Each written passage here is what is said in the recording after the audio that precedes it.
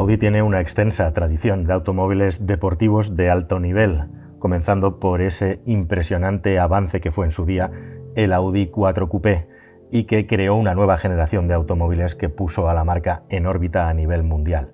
Luego vinieron inventos muy interesantes, como el Audi RS2, esa bestia, esa máquina brutal hecha en conjunción con Porsche, que con sus más de 300 caballos llevaba un vehículo familiar a una cota de prestaciones nunca antes vista en esa categoría y que luego tendría su réplica en el resto de modelos RS, con especial dedicación al RS6, que tradicionalmente ha sido algo diferencial de Audi, un coche familiar, deportivo, con tracción 4, lo mejor de la marca siempre acababa puesto en ese coche con carrocería familiar.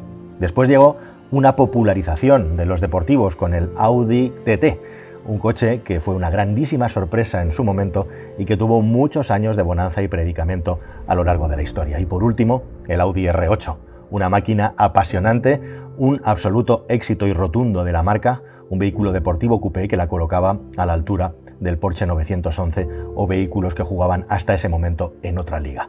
Pero el tiempo sigue, el tiempo pasa. ¿Buscas un coche nuevo? Entra en carwow.es y mi equipo te ayudará a encontrarlo y conseguir el mejor precio. carwow.es, el comparador de precios de coches nuevos. Y sí, Audi lo ha vuelto a hacer un gran coche, y lo de grande va también, tanto por el tamaño, porque son 5 metros de longitud, como por el peso, porque estamos hablando de un automóvil eléctrico que tiene muchas cosas. Una batería de casi 94 kWh brutos, netos 85, eso ya es peso. Un automóvil que tiene 2 motores eléctricos en la versión RS, es un RS, sigue la estirpe de la que te he estado hablando, con 646 caballos. Es el coche más potente de la historia de Audi de calle, con excepción de alguna versión especial del R8. Superlativo también porque esas muchas cosas que tiene son 2 motores, tracción integral, ahora una tracción integral puramente, podríamos decir, electrónica, puesto que el control del movimiento de las ruedas en los 2 ejes se lleva de una manera independiente por motores eléctricos controlados por potentes cerebros electrónicos. Un coche que tiene suspensión neumática para llevar un nivel de confort como el que tengo yo ahora mismo aquí al volante. Un coche que tiene dirección a las ruedas traseras, es decir, también tiene dirección integral. En definitiva, aquí hay muchas cosas para hacer este vehículo superlativo y memorable. Un vehículo que parte de la misma plataforma, de la misma base con la que se ha construido el Porsche Taycan, la plataforma J1 de Volkswagen, que es un proyecto que holgadamente ha superado los 1.000 millones de euros de inversión en el grupo para desarrollar este vehículo y la factoría que tiene que producirlo. Una factoría que con esa plataforma tuvo que ampliarse directamente antes de empezar a entregar coches por la altísima demanda que tenía respecto a Porsche. Y respecto a Porsche también, Volkswagen ha sabido jugar muy bien con las filosofías de las dos marcas, en la que el Taycan es el gran turismo que se lleva la bandera de la deportividad y el e-tron GT tiene guardada para sí una cosa distinta, convertirlo mucho más en un gran turismo, en el más puro estilo clásico, en un vehículo con unas líneas de carrocería igualmente coupé, con 4 puertas, pero en el que el confort de conducción, el confort de marcha es espectacular.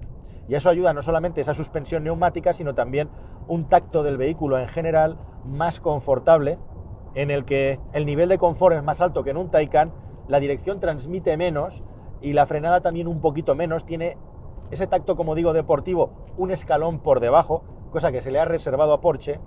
Y es un coche gran turismo también en el sentido de que, a pesar de sus dimensiones, es un tamaño, es un puñetazo encima de la mesa de la marca. Nosotros estamos aquí también en la electrificación y mira lo que te ponemos encima de la mesa. Es un coche que, a pesar de su tamaño y sus dimensiones, por dentro hay una diferencia muy grande entre las plazas delanteras y traseras.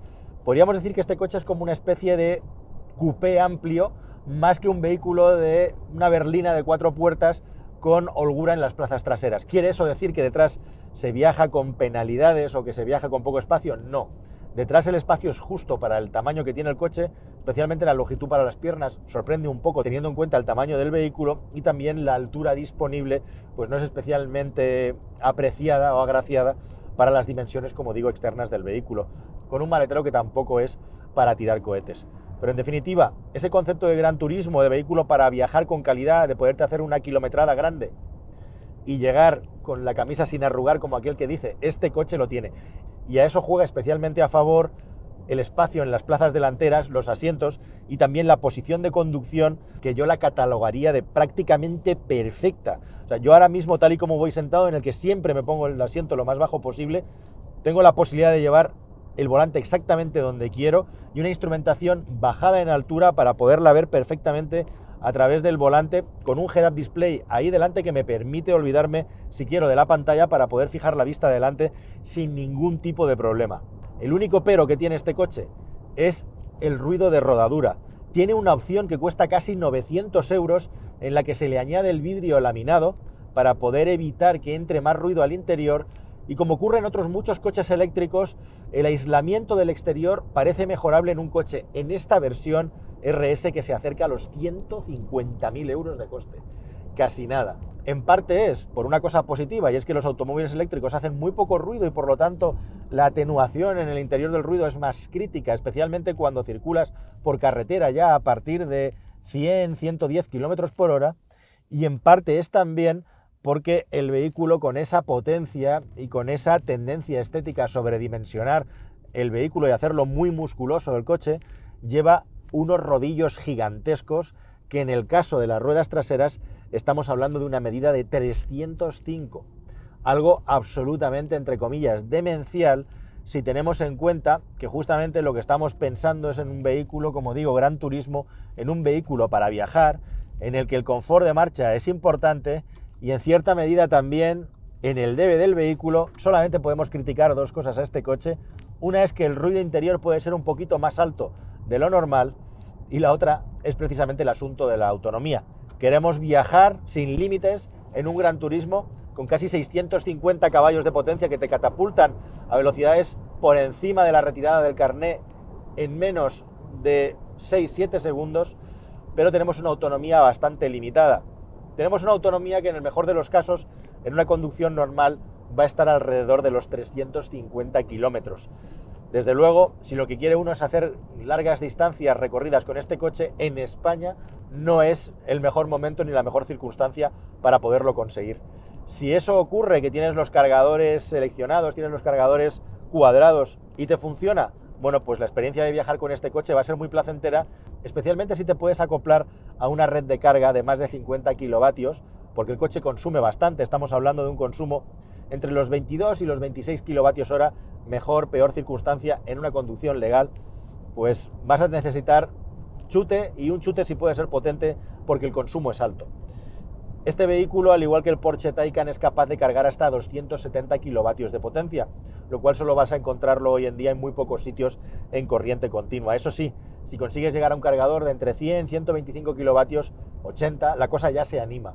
En 50 todavía te va a tocar echar un par de horas extra para hacer un viaje pues, de unos 500 kilómetros de distancia aproximadamente. Audi tampoco es que haya querido hacer una cosa estrambótica, pero desde luego sí que con el e-tron GT tiene algo más de aristas, algo más de volúmenes y líneas que el Taycan, que podríamos decir que es un coche como mucho más continuista en la línea. Por cierto, también tiene dos cargadores, uno a cada lado, lo cual es muy práctico, y lo que más llama la atención, al menos en mi caso, en mi punto de vista, es la caída trasera. Fijaos aquí cómo comienza en este punto justamente una línea, hay una línea en el centro, pero luego hay una línea mucho más gruesa en la parte superior trasera, que junto con la caída del techo, y en este caso tiene un acabado de fibra de carbono, relacionado con el acabado RS, justamente hacen que la vista de la trasera caída hacia abajo, con este difusor atrás, pues sea lo más agresivo que tiene de momento el grupo Volkswagen en lo que se refiere a coches eléctricos de alta gama, de alto standing. Desde luego la trasera del e-tron GT, con esas gigantescas ruedas de 305 detrás, es una cosa digna de ser vista.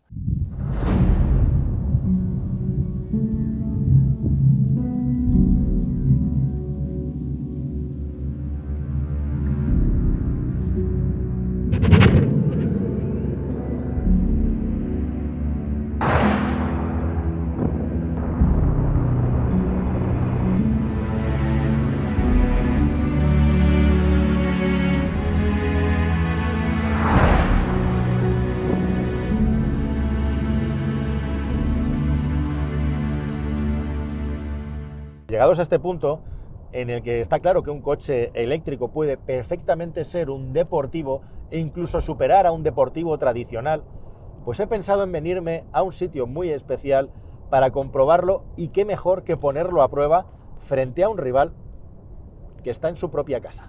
Así que lo que he hecho es venirme directamente al circuito del Jarama, donde tenemos preparada una prueba muy especial. Voy a poner cara a cara al Audi e-tron GT RS contra el R8, además con un invitado, con un guía de excepción, como es el gran Luis Villamil. Y aquí en el circuito vamos a poder comprobar directamente deportivo térmico contra máquina sideral eléctrica, cuál de los dos es más efectivo, cuál de los dos es más rápido y también cuál de los dos transmite más sensaciones de conducción. Vamos a verlo. En circuito es el lugar donde podemos sacarle la esencia a los coches al llevarlos al límite. Aunque no están hechos para circuito precisamente, es ahí a donde se le pueden sacar las virtudes y los defectos en su máximo extremo. Y me he llevado una buena sorpresa en las vueltas que he podido dar al Jarama, porque la sensación que yo pensaba que iba a tener con el e-tron GT es de mucha más deportividad. En efecto, es un coche que cuando lo llevas a los límites sientes que te falta tacto de dirección y sobre todo, y a mí me parecía que me faltaba tacto de la frenada. Es un coche en el que todo pasa muy fácil y muy rápido también, gracias a la reactividad del motor eléctrico, de los motores en este caso. El e-tron GT acelera como una catapulta. De hecho, es mejor en ese sentido porque es capaz de acelerar más entre curvas más rápido que el R8, pero todo lo que tiene de aumento de la capacidad de aceleración, especialmente cuando pisamos a fondo y ya hemos puesto el coche recto a la salida de la curva, lo pierde en sensaciones. Frente a eso, el R8 es un coche en el que te sientes mucho mejor acoplado, en el que la dirección te transmite mucha más información y puede ser mucho más preciso tanto a la entrada como a la salida de las curvas, haciendo todo el proceso de una manera mucho más, como digo, reactiva. El vehículo responde, parece, de una manera más rápida y directa a las instrucciones que le damos al volante. Y al final, la sensación de acoplamiento que tienes con el vehículo está a años luz de la sensación diferida que tienes a la hora de conducir el e-tron GT, donde parece un poco que el coche va por un sitio y tú vas por otro, simplemente dándole órdenes a un ordenador para que gire y acelere. Y ojo, que con la diferencia de potencia que hay entre uno y otro, quizá al cronómetro el e-tron GT podría estar muy cerca o incluso por encima del R8. Pero a nivel de sensaciones, incluido por supuesto el asunto del sonido, que es bastante raro cuando estás circulando en un circuito escuchando solo el sonido del viento, especialmente en la recta, el R8 le da una buena paliza al e-tron GT, bastante más de lo que yo me pensaba que iba a ser a nivel de sensaciones, y el R8 en definitiva es un vehículo deportivo, es un vehículo donde las prestaciones y las sensaciones de conducción priman, mientras que en el e-tron GT, por mucha potencia y mucho RS que tenga en el apellido, se busca más el confort de marcha y la suavidad por encima de la reactividad del vehículo, por mucha rueda que lleve, como digo, y por mucho apellido RS que tenga detrás. Cuando era niño y coleccionaba cromos de coches, alucinaba con vehículos como el Lamborghini Countach, por ejemplo. Y me dirás, ¿qué tiene que ver un e-tron GT con un Countach? Bueno, pues aunque a ti te parezca que se parecen como un huevo y una castaña, esa trasera, como apuntando hacia el suelo, con esas ruedas gigantescas, me retrotrae un poco a mi infancia y aquellos tiempos en los que me parecía increíble que un coche pudiera tener las ruedas tan grandes, tan anchas.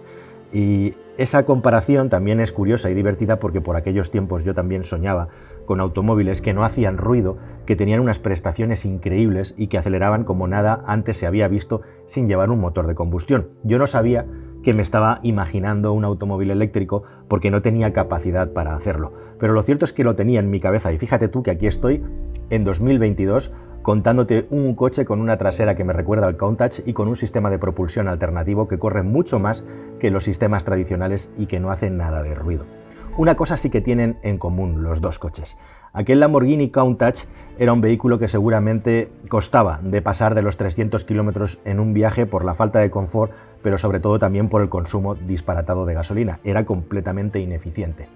Y después de haber dado toda esta vuelta al mundo en la tecnología, lo que nos encontramos en el 22 es con otro coche que, si queremos conducirlo alegremente, nos va a devolver 300 kilómetros de autonomía o incluso menos. O sea que hemos hecho un viaje tecnológico gigantesco para acabar exactamente en el mismo sitio, una vuelta de 360 grados.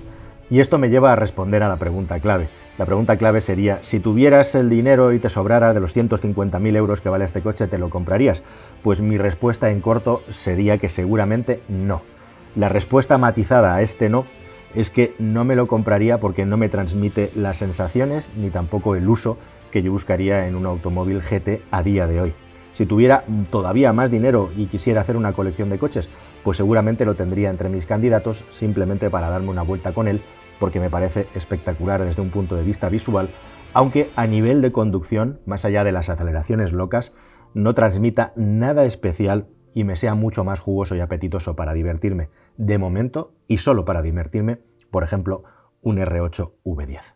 Nada más, queridos amigos, espero que este vídeo os haya parecido interesante y la historia también, y nos vemos en uno próximo que espero que sea más y mejor. Hasta el siguiente, adiós.